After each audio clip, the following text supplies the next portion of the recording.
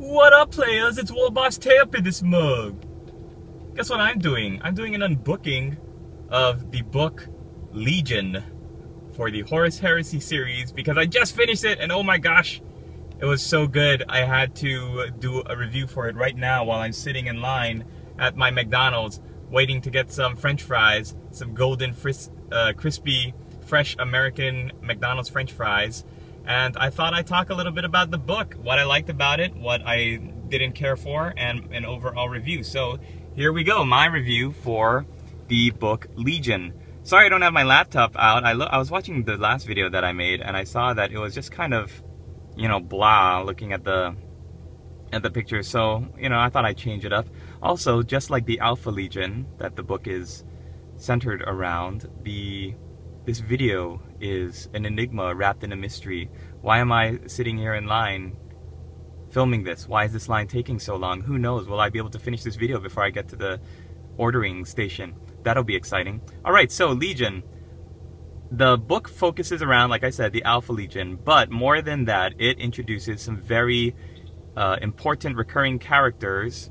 Well, one, namely, whose name is John Grammaticus, who some of you who've been reading the later, more recent Horus Heresy novels will recognize his name. Very, very important to the storyline. I'm not going to spoil and say any more than that, but he's an interesting character. I think he's really charming, and his whole deal is really, really interesting as well. So, and you know, how he affects the whole 30K timeline.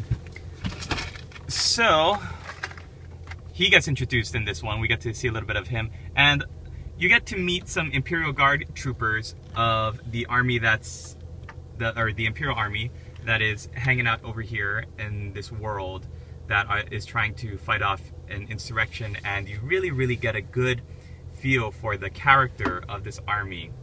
And I'm not going to go too much into it. All I know is that when I first started reading the book, it was really confusing because this army is different than your regular Imperial Guard shock trooper. We got infantry and then platoon command squad and company command squad. This one, really, really interesting dynamics to how this army fights. And without spoiling or giving too much away, you've got the regular grunts, the regular troopers, and instead of like a lieutenant or a junior officer, they're led by these women who are psychers and can kind of communicate with them. And the psychers, the officers are called Honens, I think, H-O-N-E-N, and they have their own staff of younger girls that are training to be like them. So they've got, it's just such a really interesting dynamic. It was so different than anything I've ever read. All the characters are really interesting and charming, and I keep saying that, charming. They're interesting and they're fun to read about, and they feel like fleshed out characters. And that's what I want to say, was it Dan Abnett who wrote this book? I'm not sure which one it was, but which of the Black Library authors it was, but you know, hats off for creating and fleshing out a fully realized and really interesting group of characters. There is some great action in the middle to end of it, and yeah, when you finally get to meet the Alpha Legion, see what they're all about, see what they are just at the turn of the Horus Heresy, and why and how they went from a loyalist legion to become traitors. And it's really, really interesting, good fluff. It meshes with the Alpha Legion really, really well, how they operate, how they use operatives, and how they work really behind the scenes, and how they don't really show themselves until they can, you know, it's like they're playing a very long chess game. And the Alpha Legion that's one of the things, if you want to play Alpha Legion, don't expect to go charging in, bolters blazing. When they actually do commit to battle, it's, you know, with overwhelming force, and it just shows how masterful they were with the tactics that they employed.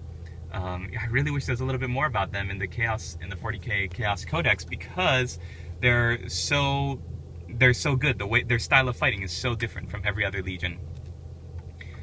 How they gather information, how they plan, how they strategize, how they have all these hideouts and safe houses and places that, you know, you wouldn't expect them to, and how their human operatives are given all these gifts and technologies to help them fulfill their missions, and how they're all covert and really, really cool super secret agent. It's like James Bond in the 40k Millennium if all of James Bond characters wore power armor. I mean, they're so cool, down to the point where they all introduce themselves as Alfarius because they want to take away the individuality of each troop and make it seem like, make it more difficult for the enemy to find them and to take them out.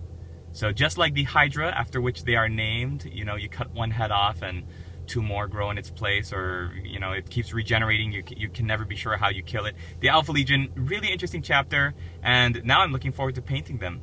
Another interesting thing is that the book always talks about their armor being kind of purple, and I always thought that the Alpha Legion was more of a turquoise-ish blue, or blue with turquoise accents, or green accents. But yeah, really interesting.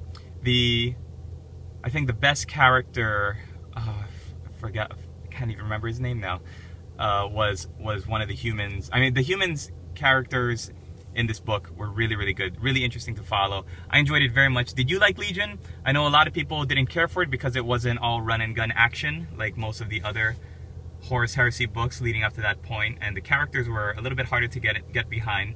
You don't really get the story from a Space Marine standpoint in this one. You really have to follow John Grammaticus and the other humans, the Imperial Guard troopers, but still, fantastic read.